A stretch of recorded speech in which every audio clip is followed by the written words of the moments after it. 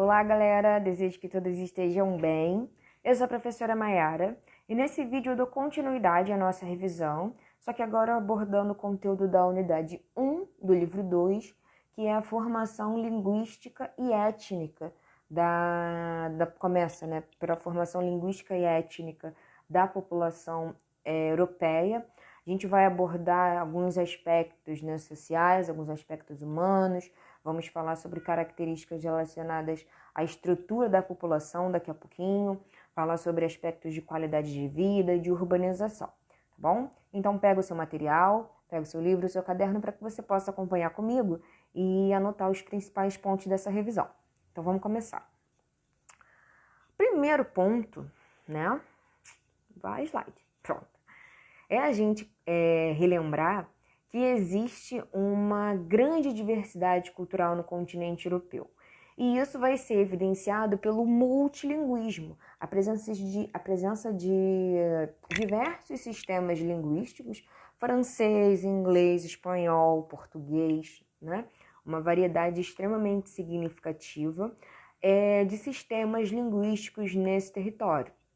A maioria dessas línguas, elas são do tronco indo-europeu, só que a gente, além dessa variedade, né, alemão, francês, inglês ou português, a gente também vai encontrar línguas que não vão ter ligação com o tronco indo-europeu, como o grufinês, né, húngaro e finlandês, lapão, estoniano, tem a vertente do turco, o basco, né, que ele não está relacionado a nenhuma outra língua falada, e a gente já embarca na questão da composição étnica, uma vez que os principais grupos são os indo-europeus, os mongóis, os bascos e os caucasianos.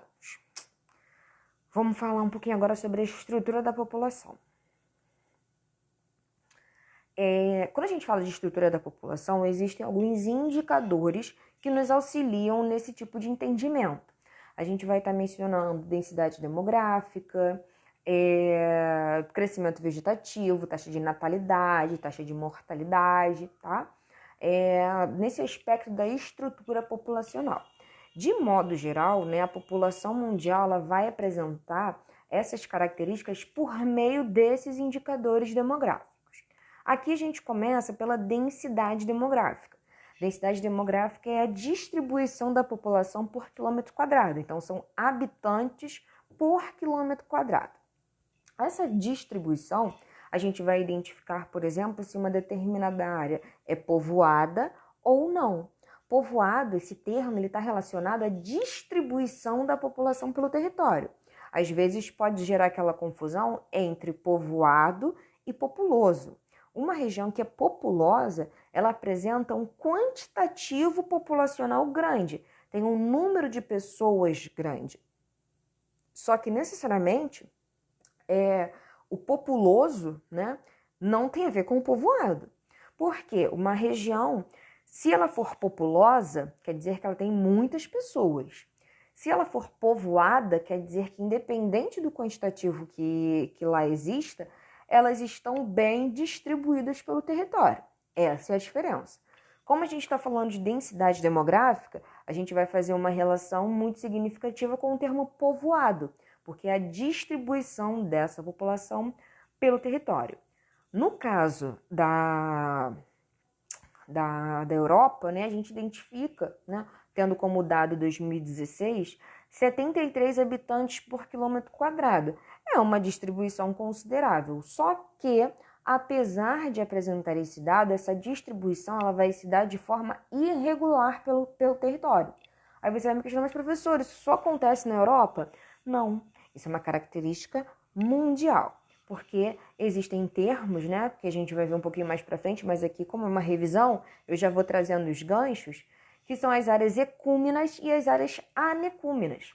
Áreas ecúmenas são aquelas que vão proporcionar condições de fixação humana, disponibilidade de água, clima mais agradável, relevo, condições de fato que façam com que o indivíduo consiga se fixar em determinada porção. As anecúmenas, esse A na frente da ideia da ausência, né, da negação, anecúmenas são áreas que não vão ser favoráveis a esse tipo de fixação. Exemplo, uma área com clima extremamente quente, uma área com clima extremamente elevado, uma área com relevo extremamente acidentado, né? Você fazer uma determinada construção em uma área extremamente íngreme é mais complexo, né? Então, são fatores que vão interferir. Uma vez que na distribuição territorial, né, a gente encontra essas duas vertentes, áreas ecúmenas e áreas anecúmenas, as maiores concentrações populacionais serão em áreas ecúmenas, que são favoráveis a essa fixação humana. No caso do continente europeu, não tem por que isso mudar. A gente vai identificar uma maior concentração, por exemplo, nas áreas industriais, né? Os países mais industrializados, eles vão apresentar um maior quantitativo populacional. Por quê? Se esse país é industrializado, posteriormente ele vai efetivar um processo de urbanização, né? Tanto construção quanto expansão de cidades já existentes, né? Condições de trabalho, condições climáticas, obviamente também influenciam condições naturais, mas tem a questão política, tem aquela questão social. E, por sua vez, as menores densidades demográficas a gente já vai encontrar, por exemplo, nas áreas polares, porque não deve ser muito legal você viver numa área, sei lá, com menos 30, menos 18 graus Celsius, né, gente? É frio, é maneiro, mas nem tanto. Então, aí a gente já identifica essa distribuição irregular, maior concentração nas áreas ecúmenas e menor concentração nas áreas anecúmenas. Um exemplo disso, né, quando a gente quer ter essa noção de densidade demográfica, é Mônaco. Gente, Mônaco é um ovo, né? Porque Mônaco é pequenininho. E Mônaco vai apresentar a maior densidade demográfica do continente e do mundo. Por quê? Poxa, professora, lá então tem gente pra caramba. Não, Mônaco é pequenininho. Então, o país pequeno. Então, apesar, né, de existir um quantitativo, como é muito pequena, pequeno, né, o país, como é muito pequeno, o quantitativo populacional que lá existe ocupa todo o espaço, porque é bem pequenininho, entendeu? Vamos seguindo aqui. Falamos de densidade demográfica. O próximo indicador que a gente vai falar é, quando o meu slide quiser passar, aqui, crescimento vegetativo, tá? Primeiro, crescimento vegetativo e estrutura etária. Como eu havia mencionado, quando a gente estava falando agora sobre densidade demográfica, maior concentração populacional, a gente vai identificar as maiores densidades demográficas, né, por sua vez, a gente vai identificar nas áreas no qual a gente identifica um processo de industrialização mais efetivo. Os países mais industrializados vão apresentar um maior quantitativo populacional e, consequentemente, uma maior densidade demográfica. O processo de urbanização ele está diretamente relacionado com a industrialização, porque a gente tem que fazer um gancho, tá? A população estava lá no campo, beleza. Tem o advento da indústria. A indústria precisa de mão de obra, então promove-se um êxodo rural, saída da população do campo para as cidades. Esse processo a gente chama de urbanização, né? Porque essa efetivação, a transferência da população da área rural para a área urbana. E necessariamente, nesse caso, além de existir essa transferência, né, ainda vai existir o aumento físico das cidades, né? O aumento territorial e estrutural, questão física, ela aumenta de tamanho. E isso vai provocar um crescimento vegetativo. Por quê? Crescimento vegetativo é a relação de taxa de natalidade, mortalidade e aspectos migratórios. Uma vez que tem esse aumento do crescimento vegetativo, a gente vai identificar a oferta de emprego como uma grande causa, uma vez que a indústria precisa de mão de obra. Automaticamente, com as cidades aumentando tanto em relação à quantidade de pessoas quanto fisicamente, melhoria em infraestrutura, e aí a gente vai identificar sistemas de saúde, sistemas de educação e programas que vão possibilitar uma melhor qualidade de vida nas cidades.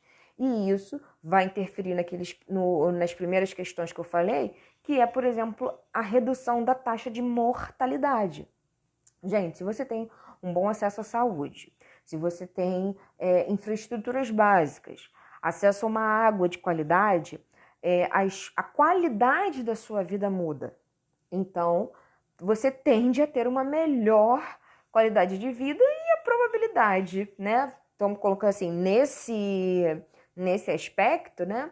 A probabilidade de redução de mortalidade, ela é muito maior, tá?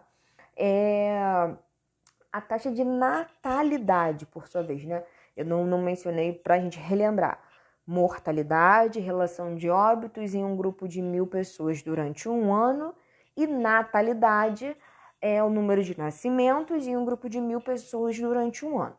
As taxas de natalidade, em alguns lugares, elas ainda vão permanecer por um determinado tempo altas, né?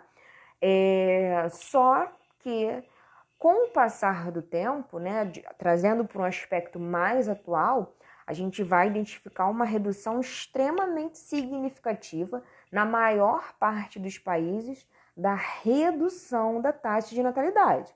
Cada vez menos, né? Ou melhor, não, cada vez mais as pessoas estão tendo menos filhos, né? Isso vai influenciar tanto na taxa de natalidade, que é essa relação de nascidos em um grupo de 1.000 pessoas durante um ano, e a taxa de fecundidade, que por sua vez é aquela relação de filhos por mulher, né? Eu sempre faço aquele exercício. Pode ser, né? Pode acontecer na família de vocês, não sei. Talvez a bisavó de vocês ou a avó tenha tido, sei lá, 10 filhos, 8 filhos, né? Uma quantidade considerável. Talvez a mãe de vocês, a tia de vocês tenha 2, tenha 3, tenha um só, né?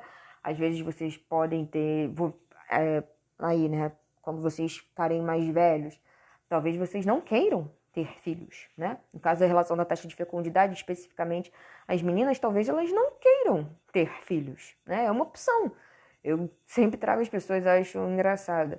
Eu ainda não sou mãe, eu tenho vontade futuramente de ser mãe. Minha irmã não. Minha irmã ela quer ter um gato e uma samambaia.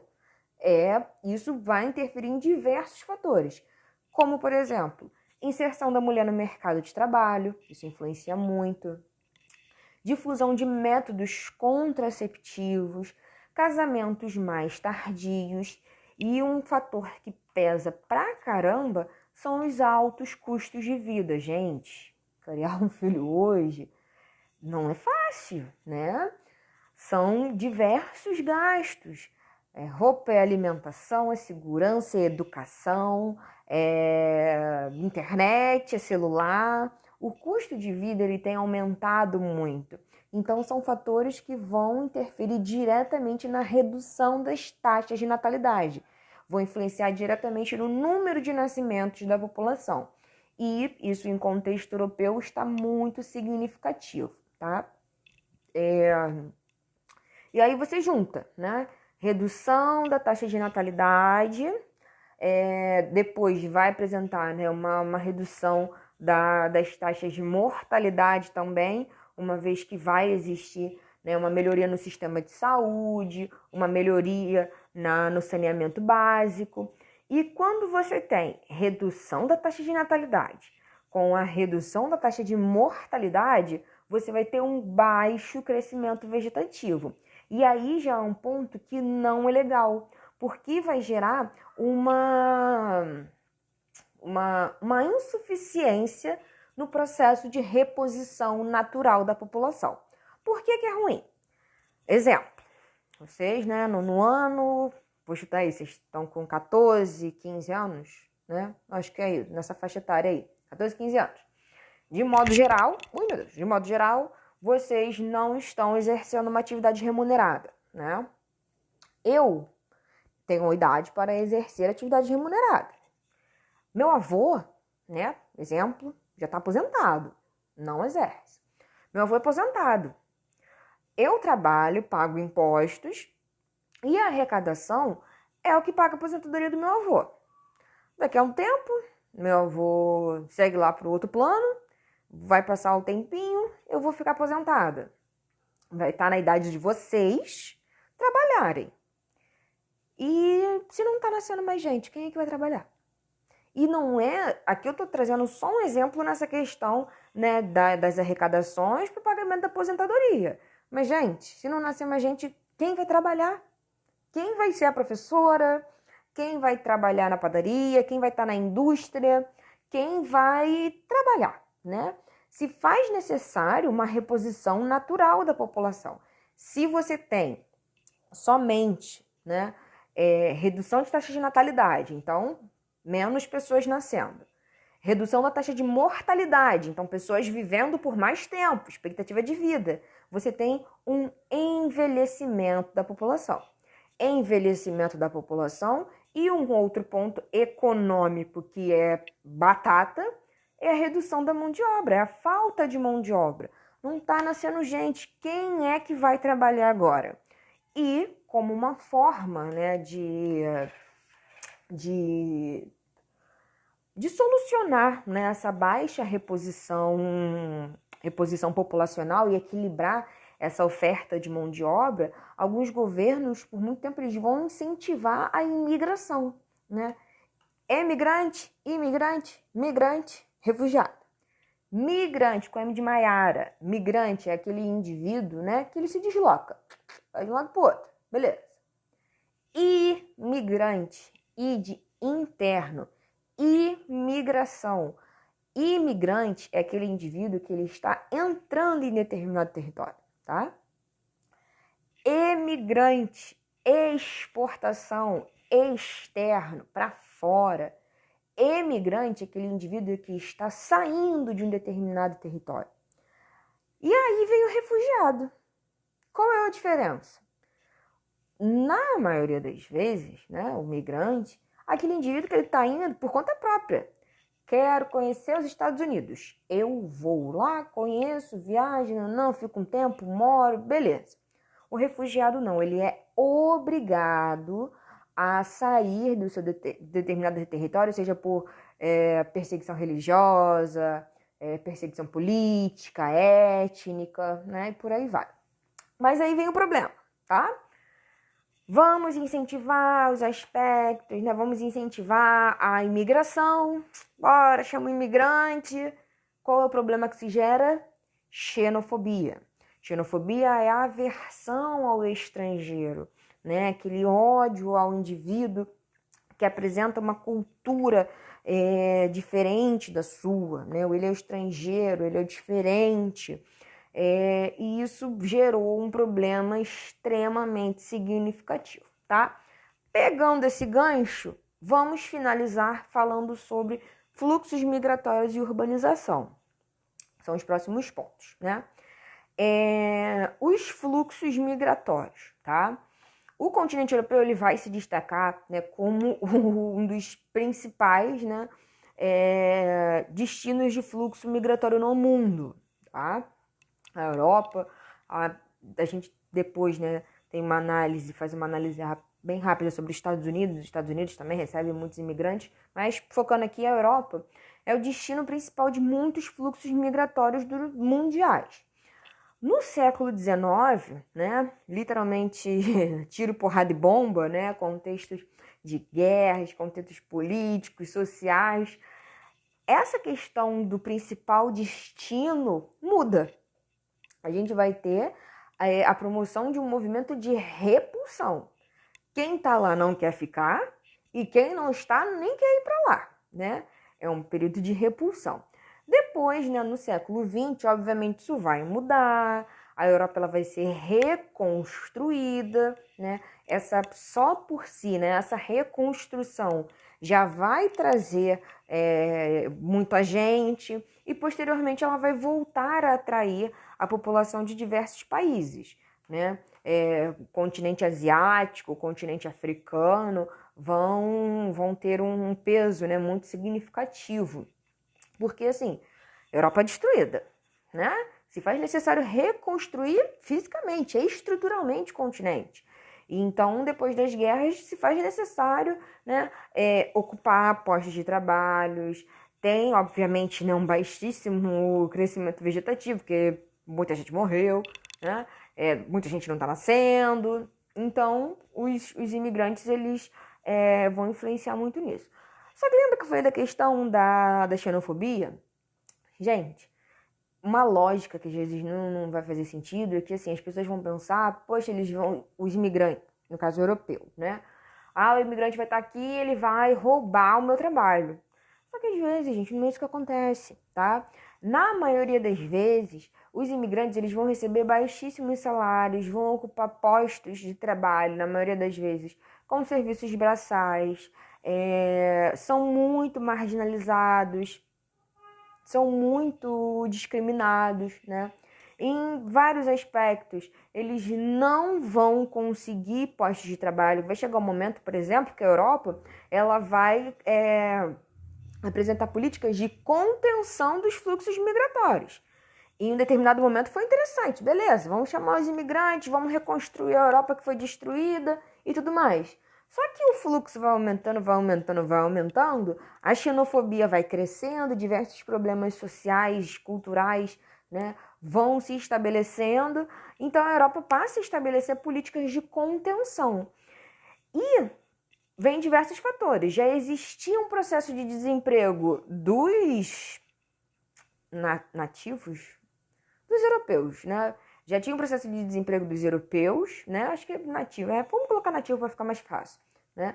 Os imigrantes também vão ficar desempregados. E aí, gente, os problemas sociais só tendem a aumentar, tá? Vão ficar ainda mais... vão se agravar, né? Uma vez que o processo de globalização vai ser efetivado, né? E falamos lá no início, né? Sempre estou voltando porque esse assunto do nono é uma construção, né? Quando a gente está estudando geografia, não são assuntos isolados, é uma construção. Lembra lá, a gente falou de industrialização dos países pioneiros depois dos países tradicionais. O berço da industrialização é a Europa. Só que vai chegar um determinado momento em que a gente vai identificar um processo de transferência das indústrias para outros países. Porque, por exemplo, né, o continente asiático ele vai oferecer uma mão de obra mais barata, vai oferecer uma mão de obra mais abundante, né? Diversos incentivos governamentais, isenção de impostos, fragilidade em leis trabalhistas, fragilidade em leis ambientais. Então, são reduções de custos que para os donos das indústrias é extremamente vantajoso. Então, a gente vai identificar essa transferência da indústria. Automaticamente, essa transferência da indústria vai fazer com que aquelas pessoas não tenham mais emprego, né? A indústria estava na Europa, exemplo, a indústria estava na Alemanha. Então, quem estava na Alemanha tinha emprego. Se a indústria sai da Alemanha e vai para Taiwan, quem vai ficar empregado agora? É o alemão? O alemão ele vai trabalhar em Taiwan? Não vai, né?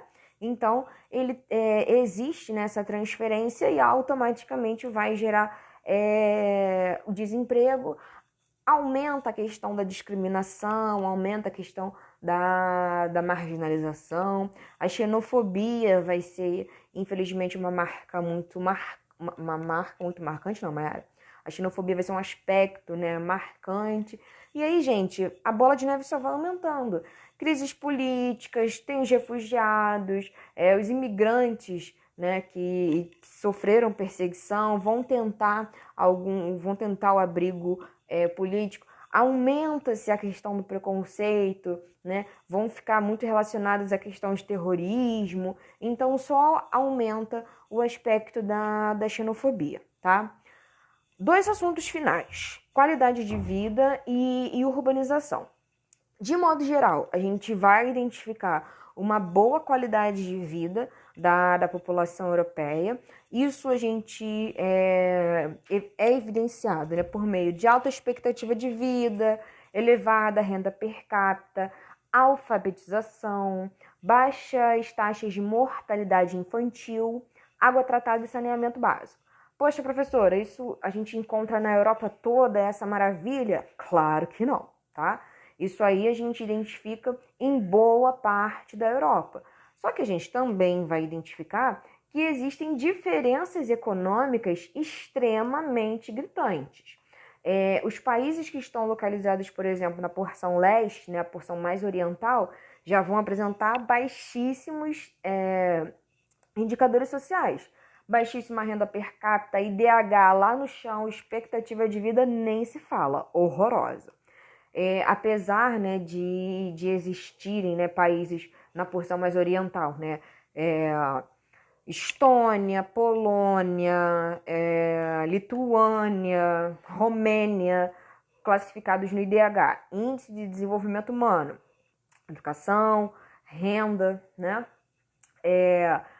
altos, né, IDH elevado, vai existir uma desigualdade econômica muito considerável. E o motivo é que esses países eles vão apresentar uma grande diferença em relação à distribuição, né? A distribuição de renda vai ser o que vai ser mais marcante. Diferente do Brasil? Não, né? Então sempre façam essa correlação, tá? E urbanização. Lembra quando eu falei? Processo de industrialização, transformação da matéria-prima por meio de máquinas em produtos que serão comercializados, vai ocasionar, né, a transferência da população do meio rural para o meio urbano, êxodo rural, a saída do rural em direção ao urbano, consequentemente vai promover a urbanização, porque vai ter um maior número de pessoas na área urbana do que na área rural, tanto o aumento populacional na área urbana, quanto a estrutura física, o aumento territorial das cidades, tá? A gente pode considerar a Europa extremamente urbanizada, mais de 75% da população vive em áreas urbanas. Diversos fatores, né, vão estar inseridos a essa transferência da população. A indústria, sem condições, tem um papel assim, fundamental nisso. Outros fatores, transferência não, substituição de mão de obra humana por máquinas na área do campo, né? A pessoa perde, né, o seu posto de trabalho, porque é substituído, vai procurar outras ofertas nas cidades, né? Os países europeus, eles não serão homogêneos de forma nenhuma. Alguns vão apresentar, né, elevadas taxas de urbanização, outros já vão apresentar menores taxas de urbanização. Os aspectos de desenvolvimento econômico também serão diferenciados, né? E aí, se a gente fala de urbanização, a gente fala um pouquinho dos problemas.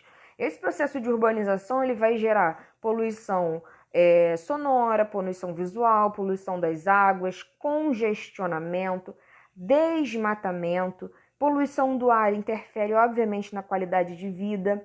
Existem práticas para tentar solucionar isso? Existem. Você procurar, por exemplo, fontes alternativas de energia que não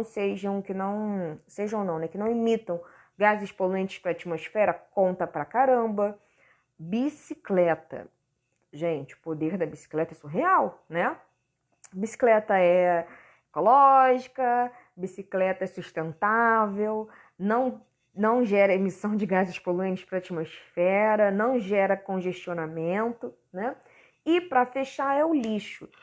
Um grande problema ambiental típico das grandes cidades hoje, não só na Europa, né, quanto nos demais continentes, é o lixo. A produção de lixo, infelizmente, ela tende a aumentar muito por causa de uma lógica consumista que é implementada a partir dessas práticas, tá bem?